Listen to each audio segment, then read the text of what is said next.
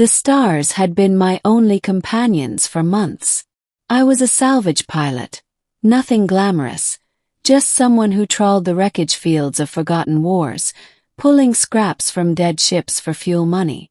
My freighter, the Wandering Star, was barely held together with patches of plating and stubborn optimism. Life was quiet, predictable, and lonely. Lonely enough that when the radio crackled with the faint voice of a rescue beacon one night, I almost didn't believe it. Distress signals weren't unusual, but the voice on this one was melodic, firm, and undeniably alive. Unidentified vessel. This is the Imperial frigate Serenia. We are downed, requesting aid. 2 survivors on board. I hesitated, my hand hovering over the comms. Imperial. That word usually meant trouble. The Imperials weren't known for mercy, and certainly not for thanking scavengers like me. But my charts showed the wreckage drifting near uncharted space, way off the patrol routes. Something tugged at me. Maybe the loneliness, maybe curiosity. Either way I set course. Arrival. The wreck was beautiful in its destruction.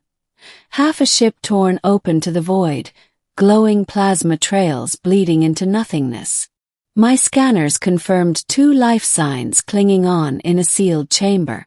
I locked on and cut my engines, sliding toward the hull. The airlock hissed when I cut through, and I stepped inside with my patched-up vac suit, blaster at the ready.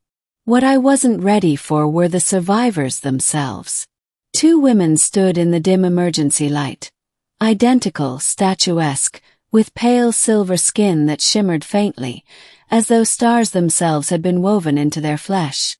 Their eyes were sharp, violet like burning gems, and their armor, though cracked and dented, was regal. Twins. Alien sisters. You are not Imperial, one said, her voice calm but suspicious. I'm nobody, I replied. Just a salvager. Thought I'd help. The second tilted her head, assessing me. Help for a price. Shrugged. Not everything's about credits. Besides, it gets lonely out here. I don't know why I added it, but the words slipped out before I could stop myself. Maybe it was nerves, maybe the shimmer in their eyes. Anyway, I muttered, I'm single, so no one's gonna miss me if I don't come back. Joke. Stupid joke. The twins looked at each other, then back at me. Something passed between them, an unspoken decision.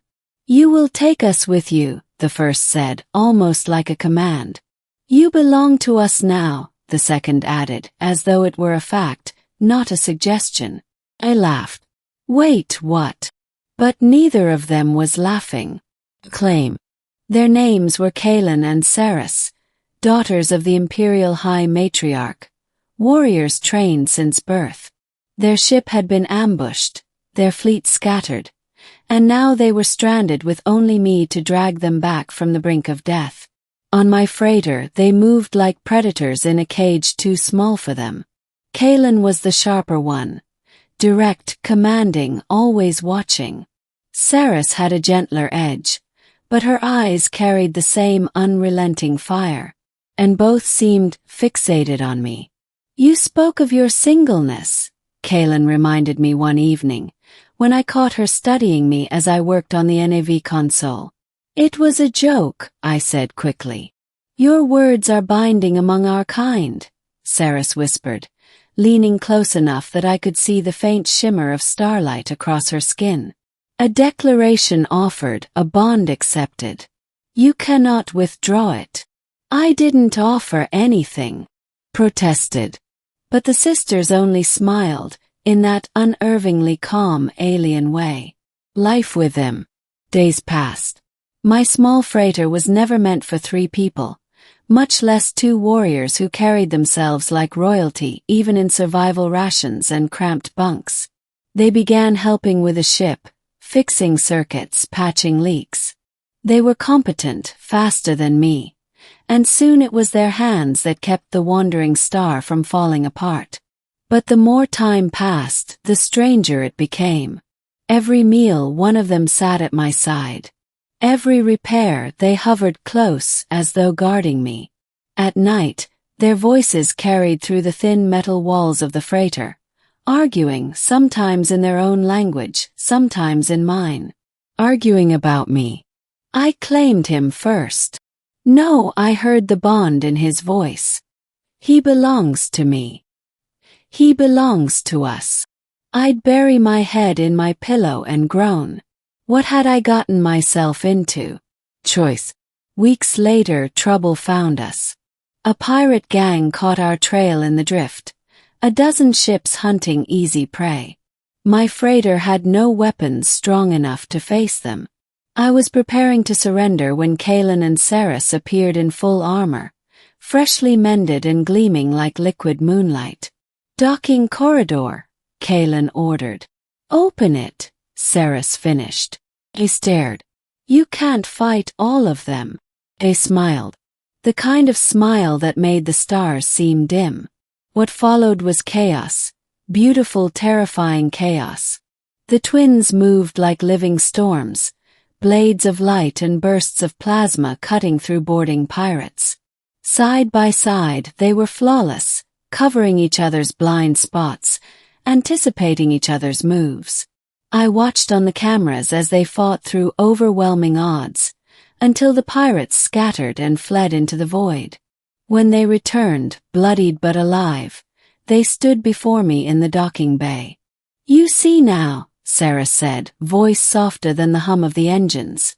You belong to us, Kaelin echoed, eyes burning. I should have argued.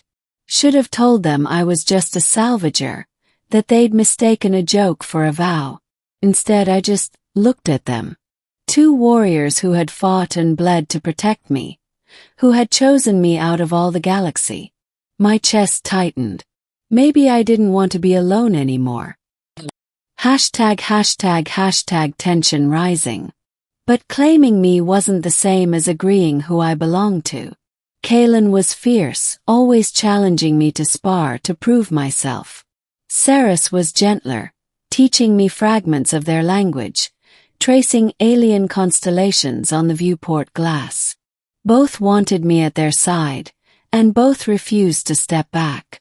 Became unbearable. One night, they confronted each other outright in the mess hall, voices sharp, eyes blazing. You would steal him from me? Kaelin growled. He is not an object to steal, Saris shot back. He is a soul, and he is mine as much as yours. Their argument boiled into something dangerous. The walls rattled, the ship groaned, and I realized, if I didn't intervene, my little freighter might not survive their fury. So I did the only thing I could. Stop! Shouted. My voice cracked, but it cut through their rage. I'm not a prize. I'm just me. And if you tear each other apart over me, then I'll walk away from both of you. Silence. Heavy. Cold. Then slowly they lowered their heads. Perhaps, Kaelin murmured. He is wiser than us. Perhaps, Saris agreed, though her eyes shimmered with something unreadable. Resolution. In the weeks that followed, things changed. They no longer argued, at least not in front of me. Instead, they seemed to find balance, a rhythm that included me rather than fought over me. Kaelin still challenged me, but she did it with laughter now, teaching me how to wield a blade that hummed with alien energy. Sarah still whispered constellations, but sometimes Kaelin joined her, their twin voices weaving a harmony that filled the silence of space. One evening, as the three of us stood in the cockpit, the stars stretching endlessly before us, Saris reached for my hand. A heartbeat later, Kaelin did too. You are ours, Kaelin said. But we are yours as well, Saris finished. I looked at their hands, their eyes, the unspoken promise hanging in the air. And for the first time in years, I didn't feel lonely. Hashtag epilogue. We never made it back to Imperial space. Maybe we didn't want to. Instead, we carved our own path, 3 souls bound by chance, by war, by a joke that had turned into something real. When the galaxy whispered of the silver-skinned twin warriors and the human who traveled with them, they called us mercenaries, rebels, outlaws. But in the quiet of our ship, beneath the endless stars, I knew the truth. I had once joked about being single. Now I belonged to twin alien sisters who refused to let me go. And somehow I wouldn't have it any other way.